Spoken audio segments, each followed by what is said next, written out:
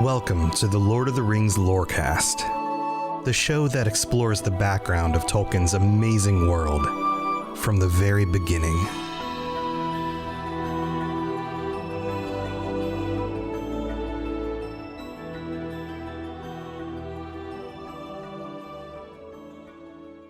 A new shadow arises in the east.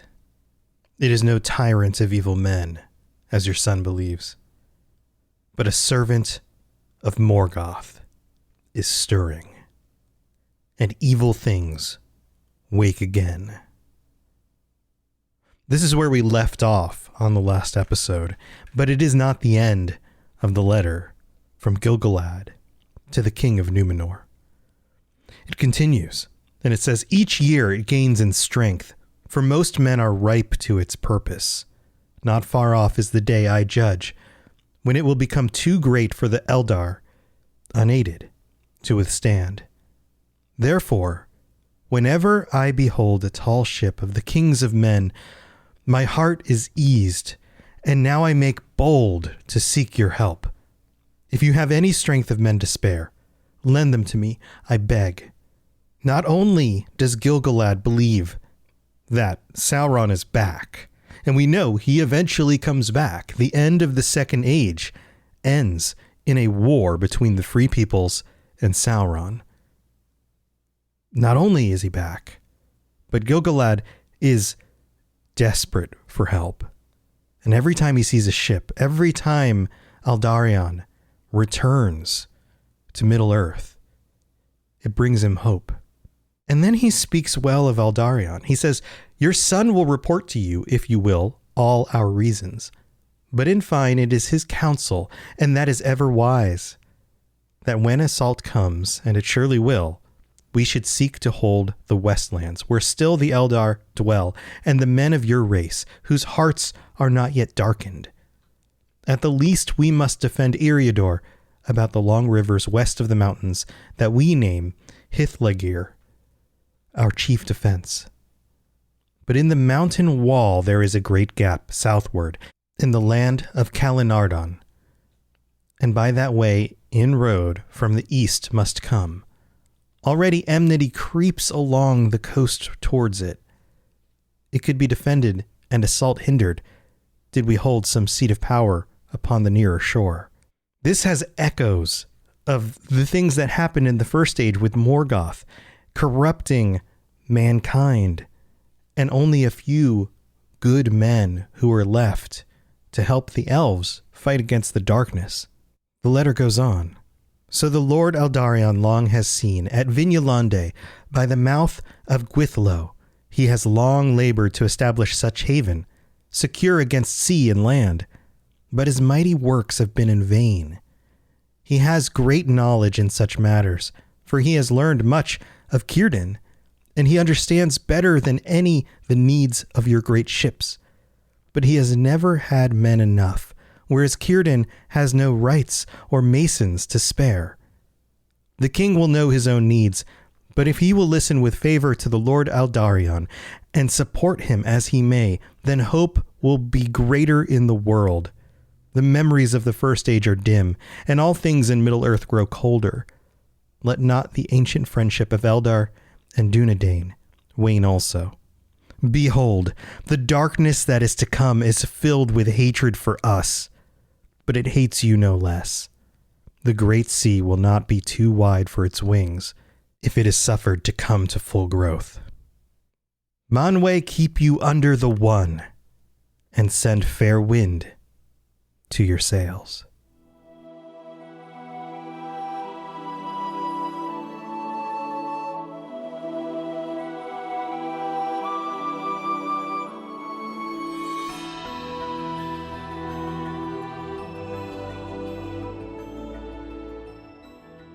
So finally, we have clarity on the reason, at least one of the reasons, why Aldarion was so interested in returning to Middle-earth so many times over these years.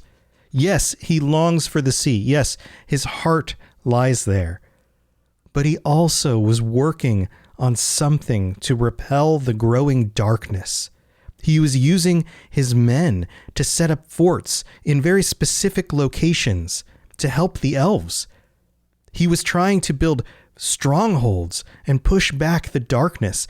He was training under Círdan the shipwright to learn how to better make ships, to make even better ships. And we saw this throughout the story. He comes back several times with improved plans for ships, a house ship, the largest ship that they ever built. All of these advancements because of a connection and a friendship with the elves. And of course, there's no one else in Middle-earth who better understands the coming darkness than Gil-Galad and his people, the very people who survived fighting against Morgoth in the First Age. They were there. They've lived through all of that. But now we are multiple generations of Númenóreans and regular humans into the Second Age. They are beginning to forget all of it. It only takes a few hundred years for human society to change. And yet the elves remember. And things must have become dire enough for Gil-Galad to reach out to the king directly and ask for him to send his men. Now, you can probably look at this scenario another way and go, well, Aldarion probably should have talked with his father about this beforehand. Absolutely. Well, Gil-Galad probably should have been in communication with the king about this beforehand. Yes, absolutely. There is a serious lack of communication here, just like a 80s or 90s sitcom where all the jokes fall around to the main character who just hasn't told everybody else the thing that's actually going on. And so everyone misunderstands what's going on. It's kind of like one of those situations. And I can see that. But we've studied Tolkien's work. We've looked at some of these other influences in mythology and things like that. And this is a common thing. This is a common concept. The idea that the information that is needed is only in one place or with one person or one group of people. And that information does not come out until it is too late, or you end up with a situation like this. So Meneldur has to make a decision here. He finishes reading the letter. And the next thing we're told is he lets the parchment fall into his lap. And then it says, great clouds borne upon a wind out of the east brought darkness early, and the tall candles at his side seemed to dwindle in the gloom that filled his chamber. The symbolism here of darkness coming out of the east to make night fall early while he's reading this and to blow out the lights is palpable. And then he speaks in one of those situations where you go, oh, most of the time people don't just speak out loud to themselves. Well, he speaks out loud to himself because this news is very disturbing. He says, may Eru call me before such a time comes. He cries aloud. Then to himself he says, alas, that his pride and my coolness have kept our minds apart so long.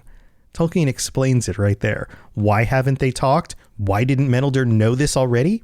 Because his pride and my coolness, Aldarion's pride, Meneldur's coolness, not coolness as in being like, hey, you're cool, dude. Like he wears glasses and puts them on with his hat when he talks to people. No, coolness as in like cold. He's frigid. This idea that like he hasn't been warm enough to his son. And it goes on and it says, but sooner now than I had resolved, it will be the course of wisdom to resign the scepter to him, for these things are beyond my reach. And this is an interesting twist. He knows himself well enough that he is not the man to be dealing with such times. He's not the leader of men on a battlefield. He is not an explorer, somebody who understands the landscape of Middle-earth and how to build forts and do all of the things that Aldarion has already been doing. Aldarion has been training his entire life to be the exact kind of king who needs to be put against Sauron. When the Valar gave to us the land of gift, They did not make us their vice regents. We were given the kingdom of Numenor, not of the world. They are the lords. Here, we were to put away hatred and war, for war was ended, and Morgoth thrust forth from Arda. So I deemed, and so was taught.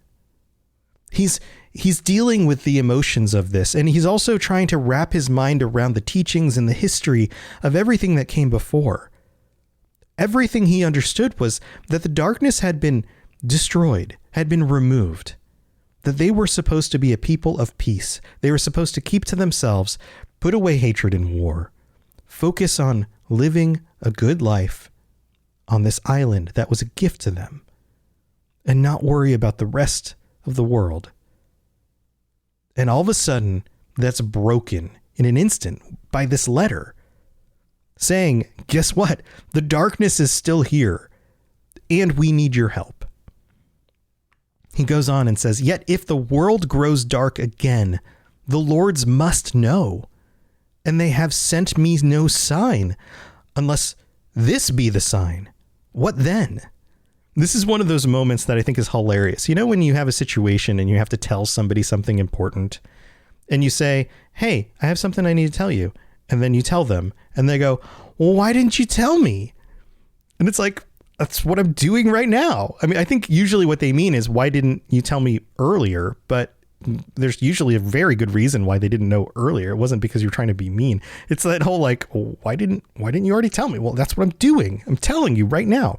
So he's kind of reeling with that. Like they didn't send me a sign. The Valar could have communicated with us and let us know what was going on. Oh, but wait, maybe that's exactly what they're doing right here. Maybe having somebody like Aldarion be the exact kind of person who should be helping the elves, who should be bringing this information to me through a relationship with Gil-Galad, the king of the elves. Then, okay, maybe this is the sign. And then he says, what then? Our fathers were rewarded for the aid they gave in the defense of the great shadow. Shall their sons stand aloof if evil finds a new head? He's starting to reconcile this. He's remembering that their forefathers, the reason why they were gifted this island is because they did stand against evil. They stood with the elves. They were honorable. They were brave and courageous and gave their lives to make the world a better place. So what if evil finds a new head? What if there is a new leader of this darkness coming forth? I am in too great doubt to rule. And then he starts debating with himself. He says, to prepare or to let be? To prepare for war, which is yet only guessed, to train craftsmen and tillers in the midst of peace for blood spilling and battle, put iron in the hands of greedy captains who will love only conquest and count the slain as their glory? Will they say to Eru, at least your enemies were amongst them? Or to fold hands while friends die unjustly? Let men live in blind peace until the ravisher is at the gate. What then will they do? Match naked hands against iron and die in vain? Or flee, leaving the cries of women behind them? Will they say to Eru, at least I spilled no blood? When either way may lead to evil, of what worth is choice?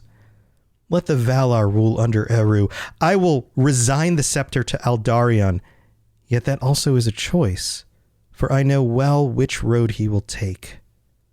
Unless Arendis. And this section is so well written.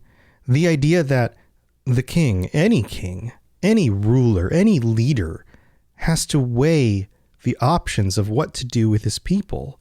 Does he prepare them for war, even if it may not happen?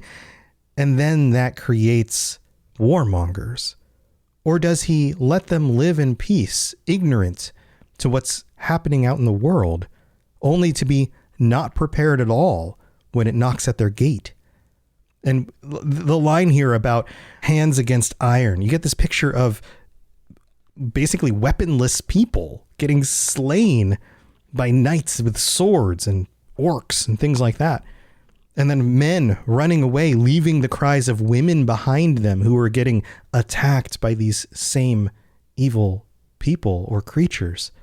We've all been in a situation where we are stuck between two choices, and neither of them seem like the better option.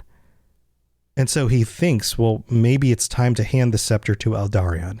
Maybe I'm not the right person to make this decision, but wait, I know what he will decide to do. There's no balance in his choice, except for Arendis. And then his thoughts turn, and it says here, in disquiet to Arendis and Emirie. And he says, but there is a little hope there, if it should be called hope. He will not bend in such grave matters. I know her choice, even were she to listen long enough to understand. For her heart has no wings beyond Numenor. That's such a great line. And she has no guess of the cost. If her choice should lead to death in her own time, she would die bravely. But what will she do with life and other wills? The Valar themselves, even as I, must wait to discover.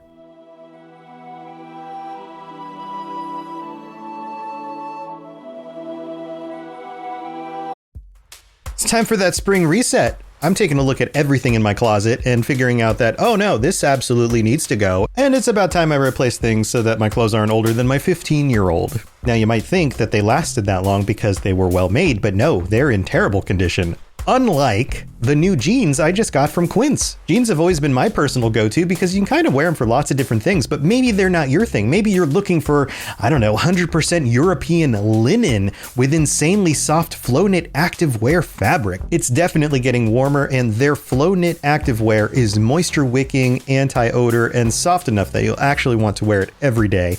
So pick out what you want. You can't go wrong because they have prices 50 to 60% less than similar brands. And like I said before, they are high quality. I continue to wear their clothes all the time, and I know that these new jeans are going to last me a lot better than the other things in my wardrobe. And on top of it, they look great. They're so comfortable, and I spent just as much on the jeans that I am now cleaning out of my wardrobe. So if you're looking for something better, just all around better, go check out Quince. So go do it right now. Refresh your wardrobe with Quince. Go to quince.com/ringslore for free shipping and 365-day returns. Now available in Canada too. Go to quince.com/ringslore for free shipping and 365-day returns. Quince.com/ringslore.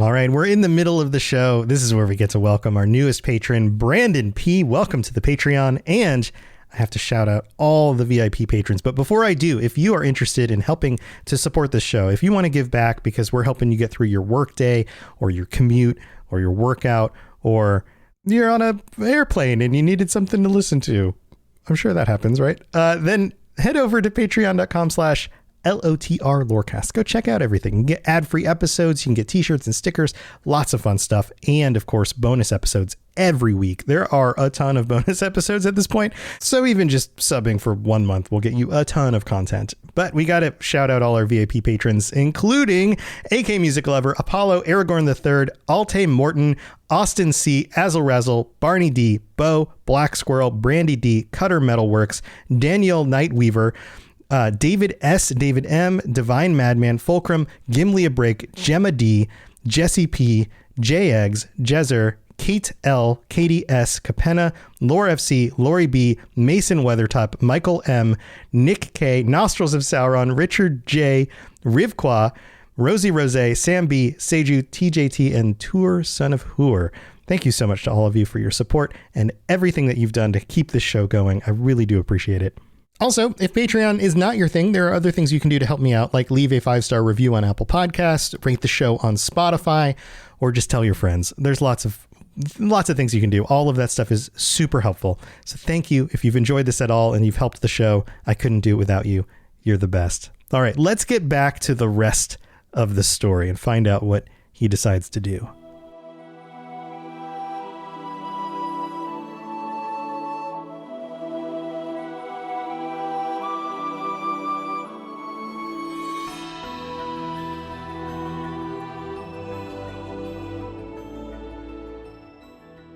So we have to remember that this scene of Meneldur reading the letter and the debating with himself about what happens next happens back in time a little bit. It's been a few days. And so if this was a TV show, the camera would pan to Aldarion, now in the present, a few days after Meneldur read this, and he's returning to Romena. This is now 4 days after visiting his wife and his daughter, and we know how that went. And we're told about how his journey was stained and weary. And I love how that gives you a picture. I mean, imagine riding through the countryside on a horse with your companion for however much time that takes, at least a day or two. And it didn't go well. Stained and weary. This was a hard ride. It's hard to ride a horse for hours at a time. It's not like just sitting in a car and going for a ride for a few days. Even that can make you weary. It's even worse. And stained, as if the rain may have splashed mud on his legs while he was riding, or he had to sleep on the ground and his clothing was now dirty, as if he'd been out in the wild for a few days. And when he returns, already the information about his visit to his wife has somehow arrived before him.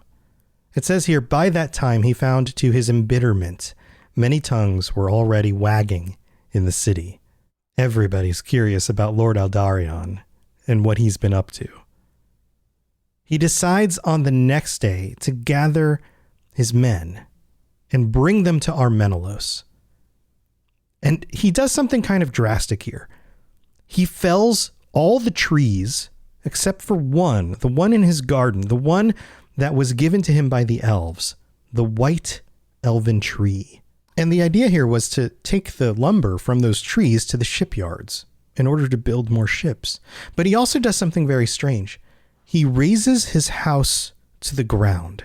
And I think that this is symbolic for him. He's burning down his old life. This was supposed to be where he and his family would live together. And he decides that he's not going to live there anymore. So he burns the house down. The one thing that is spared is the white elven tree. And we're told that while he's gazing at it, looking at it, amidst all this desolation, all the trees that are felled, the burned down house, this one elven tree standing by itself, that he saw for the first time, it was in itself beautiful. For the first time, he actually looked at it and noticed its beauty. And this passage is really cool. It says, in its slow elven growth, it was yet but 12 feet high, slender, straight, youthful, now budded with its winter flowers upon upheld branches pointing to the sky. It recalled to him his daughter, and he said, I will call you also Encalime. May you and she stand so in long life, unbent by wind or will, and unclipped.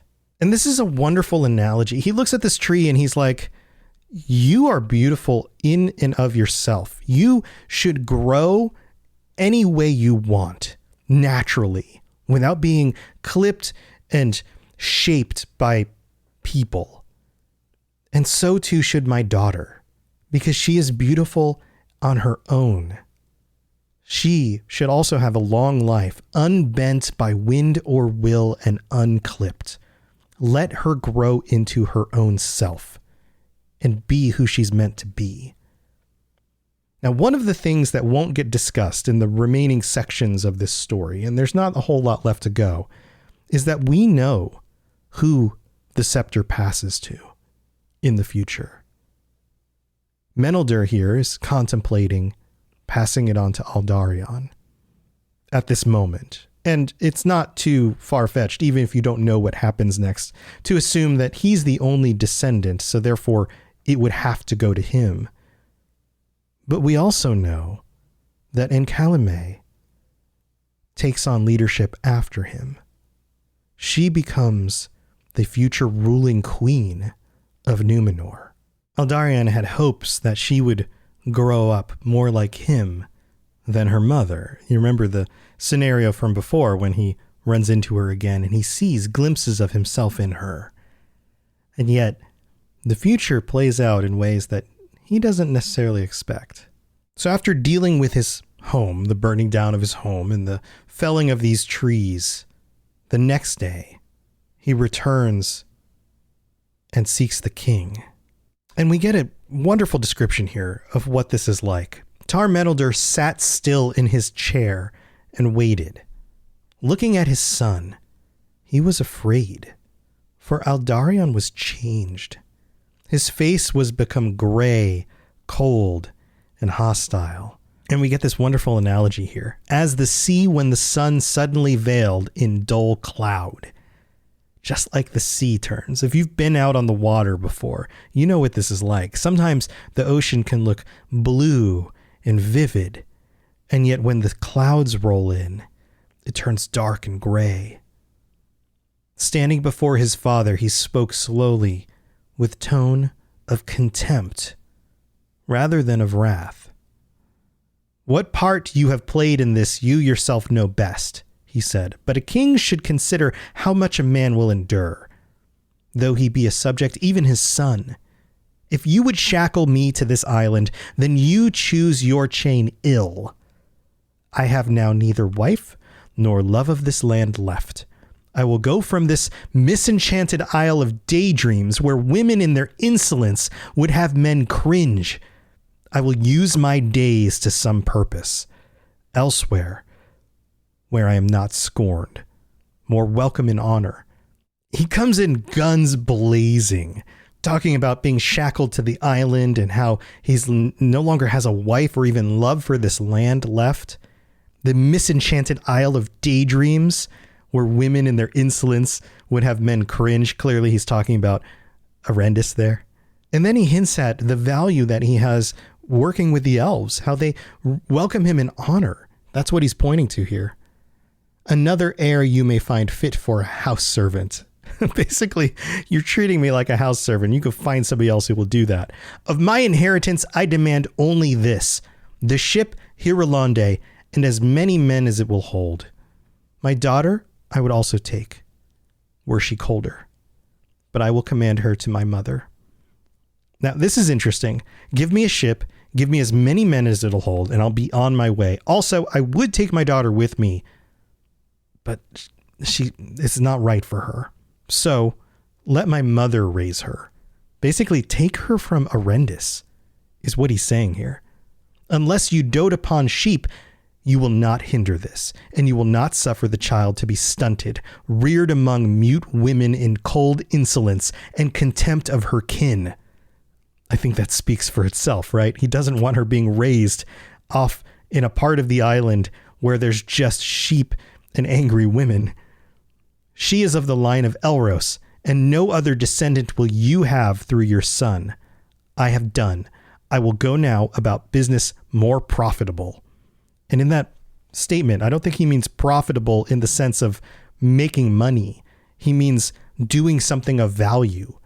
Like, I'm not just going to waste my time here with people who hate me, not achieving anything. So let me go get something done. And Meneldur is sitting there patiently with his eyes downcast, and he makes no sign or response until he finally sighs and looks up at Aldarion.